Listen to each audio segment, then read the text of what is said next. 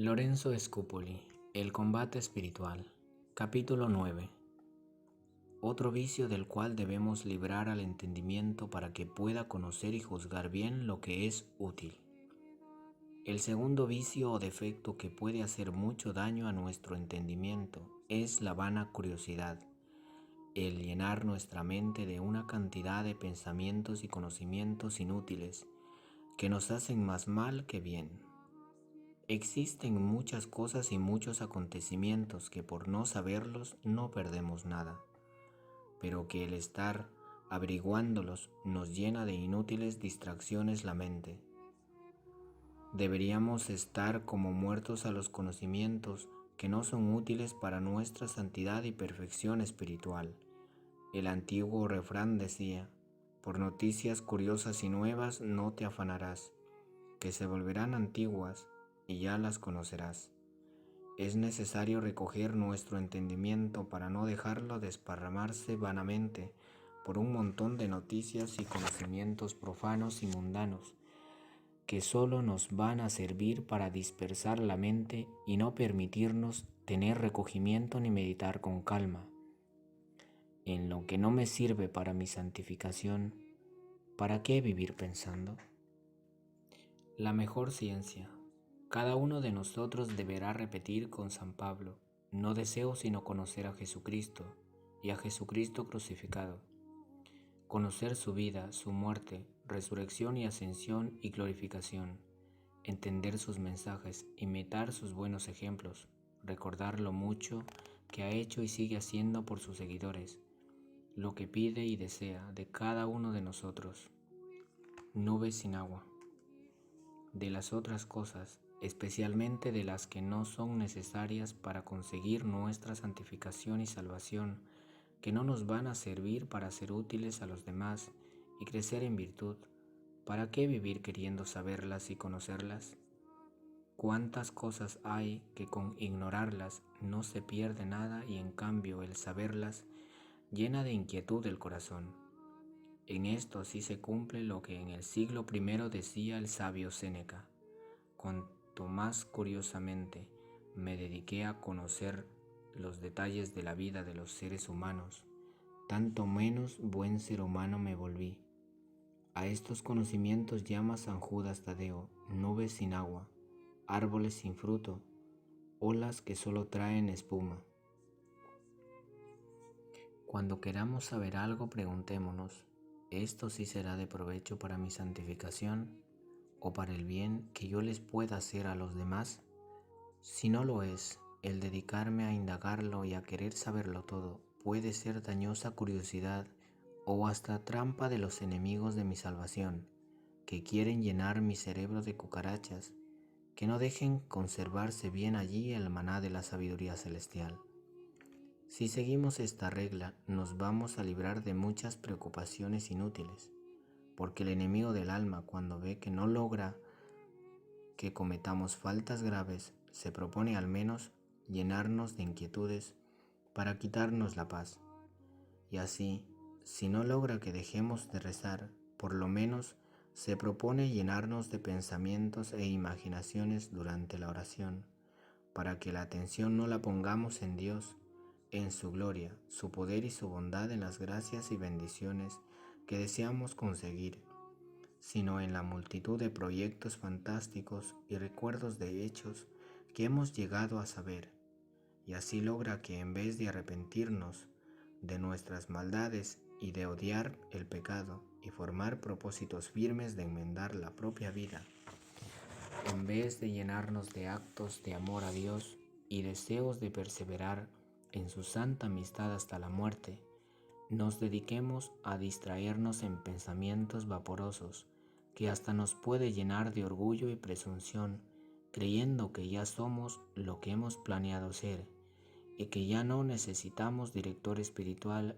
ni correcciones. Y nos trae la gran equivocación de convencernos de que ya somos buenos solamente porque hemos planeado serlo, y de pensar serlo a llegar a serlo hay un abismo inmenso. Mal incurable.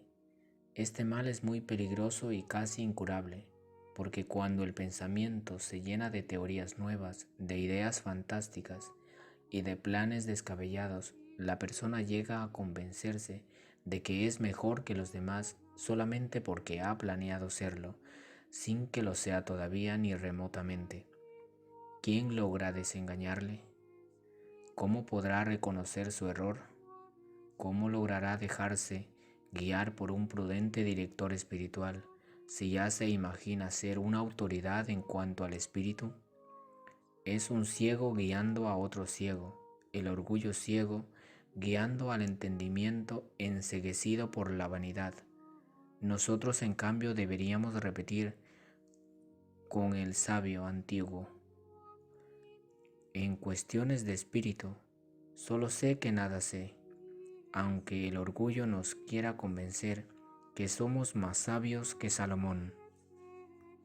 El combate espiritual. Lorenzo Scupoli. Capítulo 10.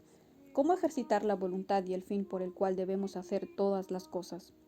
Ya hemos visto cómo evitar los defectos que pueden perjudicar el entendimiento, y ahora vamos a estudiar cómo evitar aquello que pueda hacer daño a la voluntad, para que así logremos llegar a tal grado de perfección que, renunciando a las propias inclinaciones, lo que busquemos sea cumplir siempre la voluntad de Dios.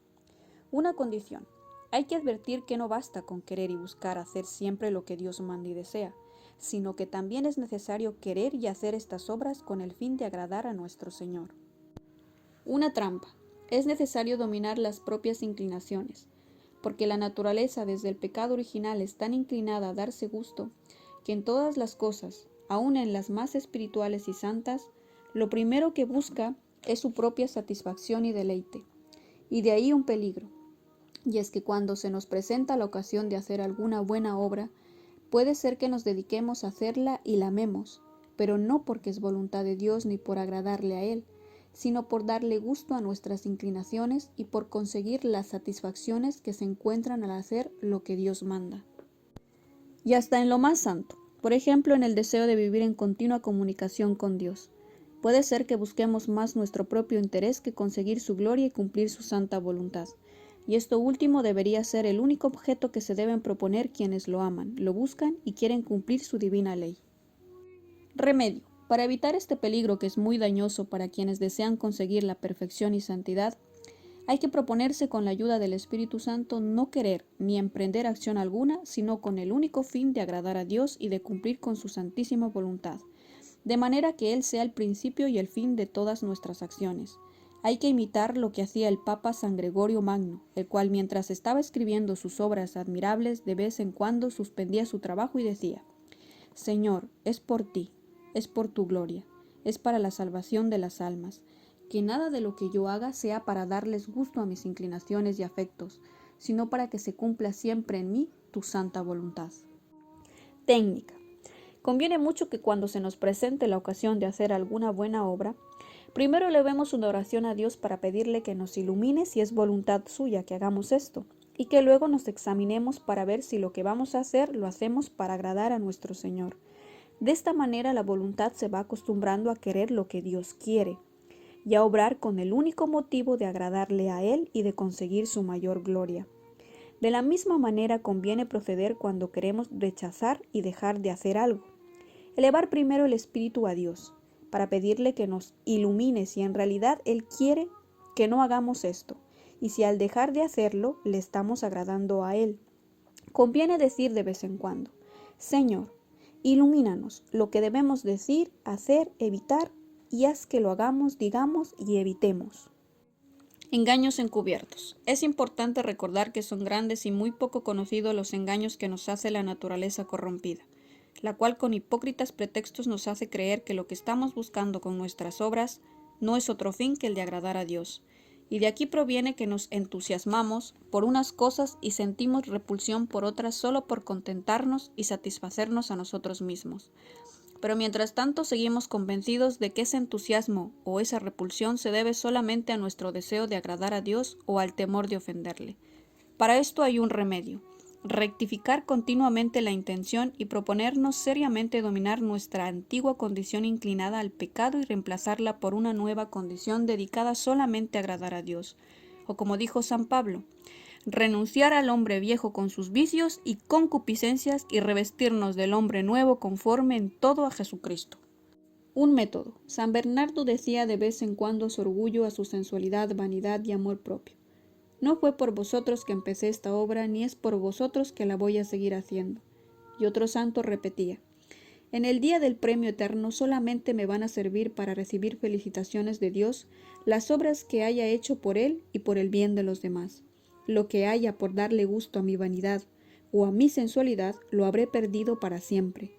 Sería muy triste mi final si el Señor tuviera que decirme como a los fariseos: todo lo hizo para ser felicitado y estimado por la gente, o por dar gusto a sus gustos, pues ya recibió su premio en la tierra, que no espere nada para el cielo. El timón. Quien dirige un barco necesita estar continuamente enrumbándolo hacia la dirección a donde se ha propuesto llegar, porque al primer descuido que tenga, las olas y el viento echarán el barco hacia otra dirección totalmente distinta. Así sucede con nuestras acciones. Necesitamos reavivar y reafirmar continuamente la intención de hacerlo todo por Dios y solo por Él, porque el amor propio es tan traicionero que al menor descuido nos hace cambiar de intención, y lo que empezamos haciendo por Dios lo podemos fácilmente terminar haciéndolo solo por darnos gusto a nosotros mismos, y sería una gran pérdida. Un síntoma o señal de alarma. Sucede frecuentemente que cuando la persona se dedica a hacer una buena obra, no por tener contento a Dios únicamente, sino sobre todo por satisfacer sus gustos e inclinaciones, cuando Dios le impide el progreso de su obra con alguna enfermedad, accidente o falta económica, por la oposición de superiores o vecinos, se enoja, se irrita, se inquieta, empieza a murmurar, a quejarse y hasta dice que nuestro Señor debería mostrarse más compasivo y generoso con su obra. Y de aquí se deduce que lo que le movía no era solamente agradar al Creador, sino satisfacer sus propios gustos, pues si fuera solo por Dios, dejaría tranquilamente que Él, cuando mejor le parezca, lleve a feliz término su obra, si es para su mayor gloria, y si no lo es, que la deje desaparecer, porque entonces no merece seguir existiendo. Examen. Por eso cada uno debe preguntarse de vez en cuando: ¿me inquieto demasiado si las obras que emprendo no obtienen éxito prontamente o no me resultan según mis planes? ¿Me disgusto si el Señor, con los hechos que permite que me sucedan, me está diciendo: todavía no es tiempo, hay que esperar un poco más? Tengo que recordar que lo importante no es que mis obras tengan mucho éxito terrenal, sino que Dios quede contento de lo que yo hago, que no es la acción la que tiene valor, sino la intención con la cual se hace. Algo que aumenta mucho el valor, la intención de hacerlo todo por amor de Dios y para su mayor gloria, aumenta tanto el valor de nuestras obras, que aunque ellas sean de poquísimo valor en sí mismas, si se hacen puramente por Dios, se vuelven de mayor precio y premio que otras obras, aunque ellas sean de mayor valor en sí mismas, si se hacen por otros fines. Así, por ejemplo, una pequeña limosna dada a un pobre, pequeña pero que nos cueste a nosotros, porque lo que no cuesta es basura y no tiene premio. Si esa pequeña limosna se da por amor a Dios, porque el prójimo representa a Jesucristo, puede ser de mayor precio y obtener un premio más grande que unos enormes gastos que se hacen en obras brillantes, pero por aparecer y por ganarse la admiración de los demás. Algo que no es fácil. No nos engañemos ni nos ilusionemos.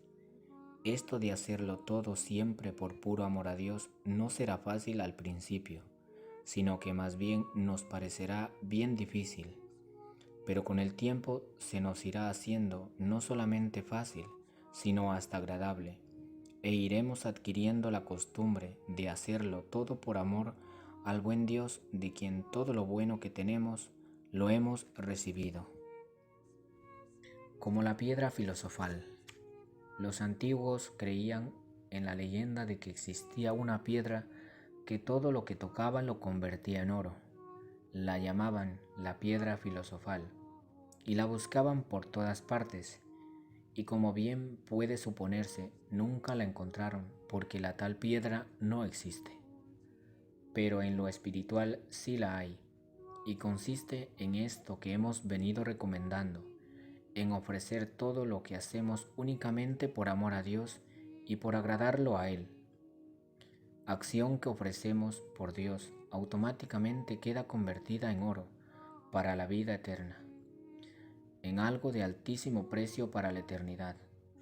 Por eso conviene que desde hoy mismo comencemos a tratar de adquirir la buenísima costumbre de dirigir todas las anteriores a un solo fin, el amor y la gloria de Dios.